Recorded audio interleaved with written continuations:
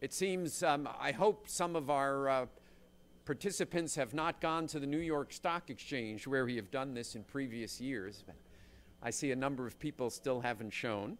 But let me introduce first the host who have provided this extraordinary venue to us today.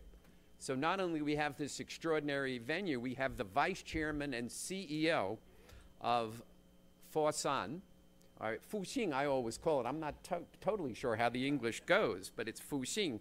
But Liang Xinjun, who is the Vice Chairman and CEO, who will give us some welcoming remarks before we start the program. So please join me in welcoming him. Thank you. Thanks. Thank you.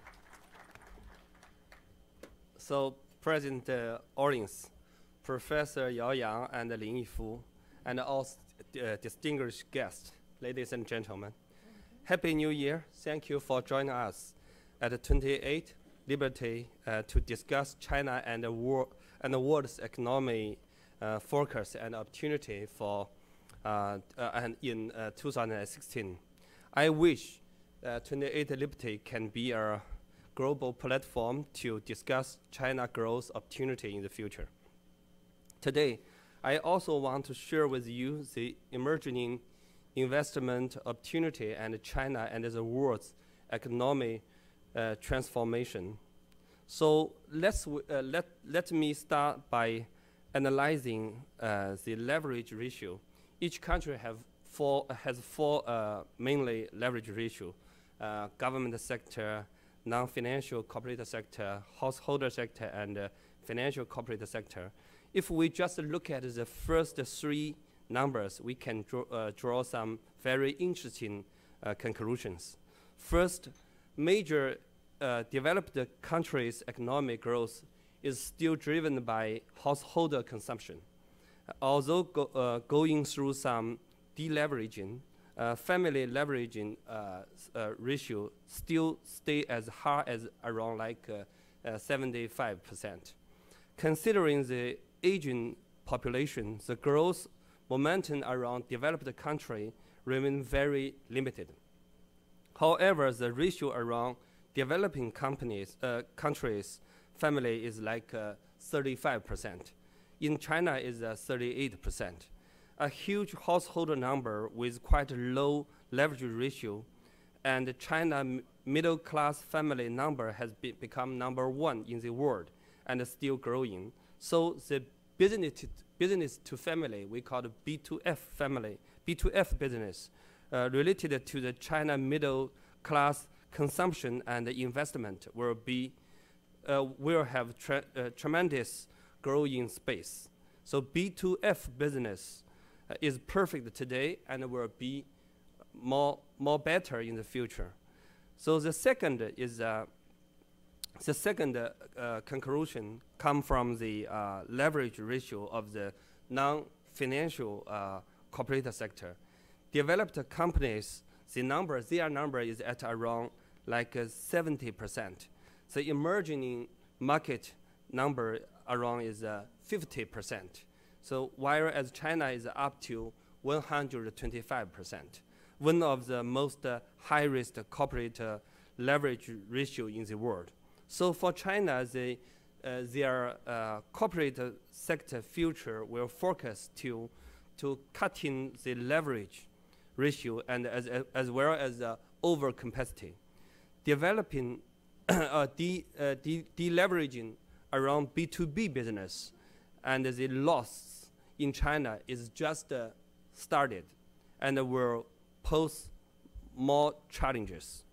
The third come from the government sector leverage. So for the developed countries, their number is around 90%, about 55% in emerging nations. As in China, so is China. Considering China's old care and pension issue and the cost brought by SOE's reform, China government leverage ratio is probably at some point above 60%. So it's not so lower from a historical and healthy perspective. Thus, those business payment dependent on the government budget we call the B2G business would become more harder. Also, because of this, I believe China will enter an area of the interest rate reduction and gradually into a low interest rate environment in the long run. In short term, it benefits a company with high debt ratio and helps the real economy in the long term.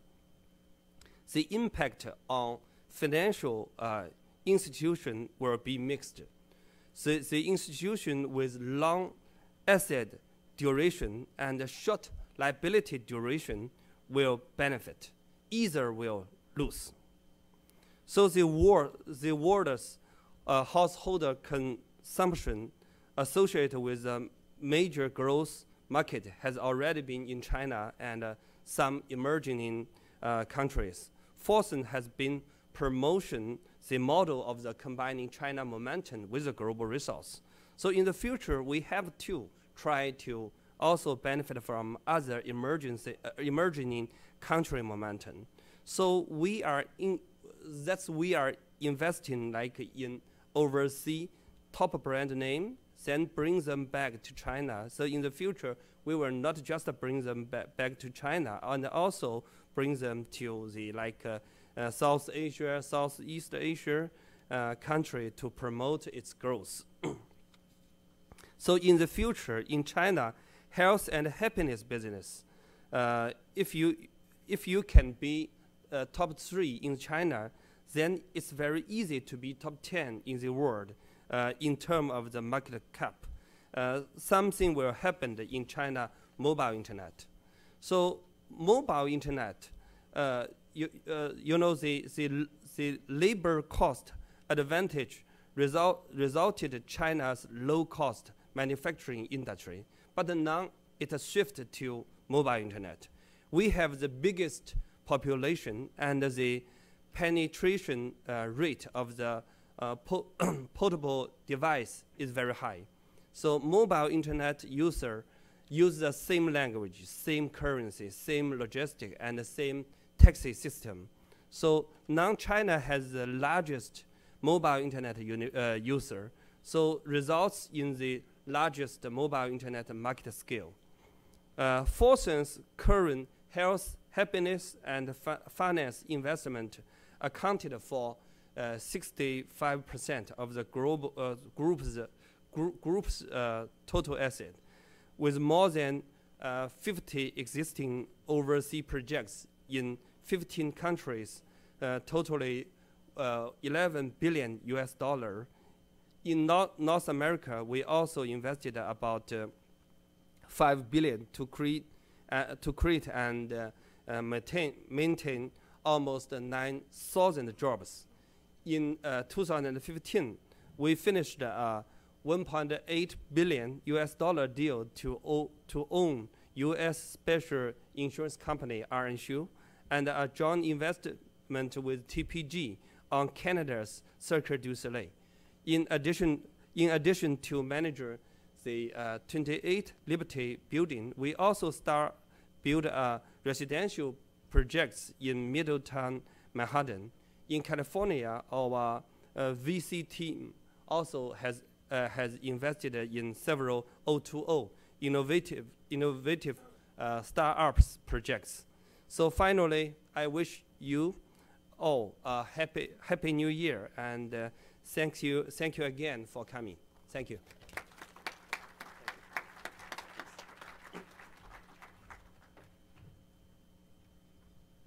President Liang, thank you so much for those remarks and kind of a business view of China's economy and China's outward investment. In many ways, President Liang, this building is a testimony to kind of the new relationship between China and the United States, that it represents the flow of capital from China into the United States. Now, is Dan Rosen here? Dan was with us yesterday, but the Rhodium Group and the National Committee partner in a study of Chinese investment in the United States and the jobs that that investment provides. So this is, I think, our 7th time in running this program, and it's a pleasure to welcome each and every one of you. We're thrilled, of course, to partner again with the China Center for Economic Research at Peking University, Yao Yang and his colleagues who are all here today. This also, and it's a very important year for the National Committee, is our 50th anniversary. So this is the 50th year since we were established in 1966. And this is the first program of that 50th year. On Monday, for those of you who are going to be in Washington, we're going to have a program where we're going to gather 4 former secretaries of defense to talk about the U.S.-China security relationship. And obviously what we're talking about today, the economy and the security relationship, are related. They do not exist in separate cones. I always think when we do this forum, I always think about 2 things. One is our visionary predecessors, those who established the committee in 1966, would have never believed that we would have a forecast on China's economy, and it would be so integral to what's going on in the United States. And this morning, we certainly need no reminder of that. As, I don't know, when I left home, the Dow futures were down an additional 300 points. And earlier this week, down 300 points. And the markets attributed that to what is going on in China. In 2 out of the last 4 days, what are called the circuit breakers have been triggered. And we've seen the Chinese market close as far down as it is allowed. And that spillover effect into America has been more important than we could have possibly imagined. So what I say every year is this forum occurs at a critical time, and I can say it again this year. This forum is occurring at a critical time because not only do we see what is going on in the markets, but the media reports on China that the reforms which were articulated over 2 years ago, the 3rd plenum reforms, have been stalled. And what the CCER people will talk to us today about is how those reforms are progressing. Is the media accurately reporting what is going on? So let me just, before turning it over to my partner in this, Yao Yang, let me thank our sponsors, which should be up on the board. Yes. So Xcoal Energy and Resources, ACE Insured, the Star Foundation, Van Eck Global, and BlackBerry. It's interesting that as I look at this, I realize that every sponsor's chairman is on our board of directors, which is a good thing. So the board is obviously very supportive, and we, of course, have our chair here, Carla Hills. On our 50th anniversary, I also invite you all to visit our website, ncuscr.org, where you'll get the material that we go over today, and you'll also see about our other 50th anniversary programs. And if the spirit moves you, you're also allowed to make a donation to the National Committee. Without further ado, let me turn it over to my partner in this for many years, the Dean of the National School of Development and the Director of CCER, Professor Yao Yang. Thanks.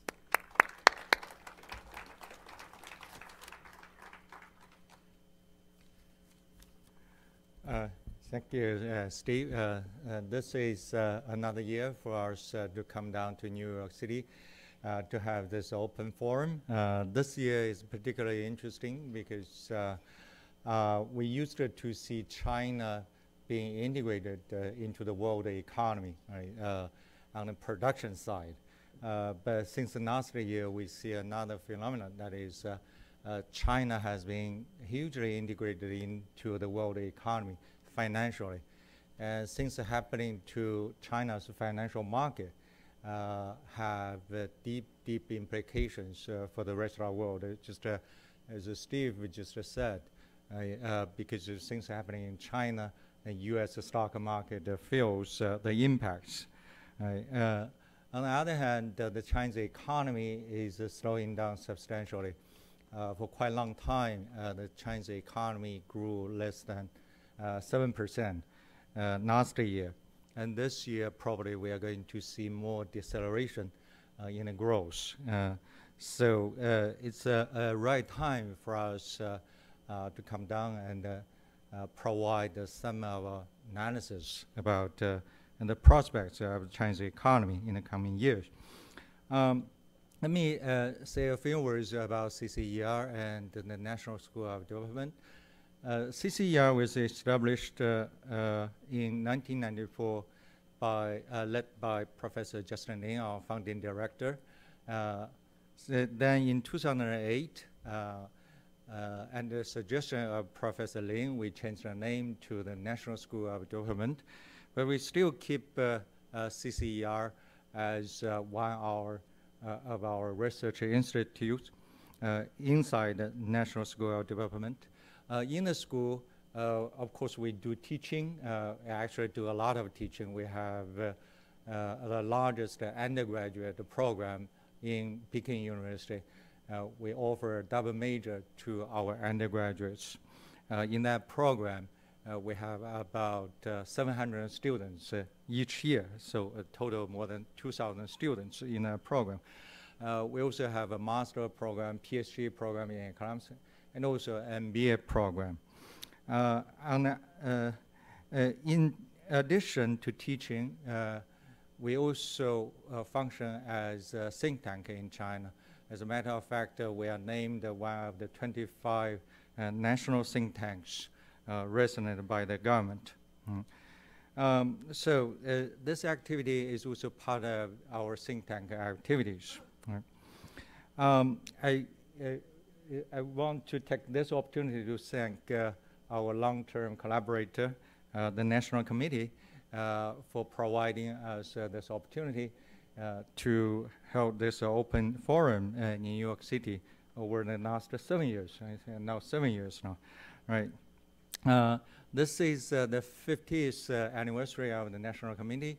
I don't know how many people know the history, but to my knowledge, the National Committee played a huge role in the re-establishment or reapproachment of U.S. to China, particularly in the ping-pong diplomacy. That's a major achievement of the National Committee. And because of that, let me, on behalf of all the team, to salute to the National Committee for all the achievements that have been done in the last half century, and particularly for the committee's efforts to improve the U.S.-China relations. And also, I would like to thank the Fosun group for providing this wonderful venue for this forum, and enjoy the rest of the forum. Thank you.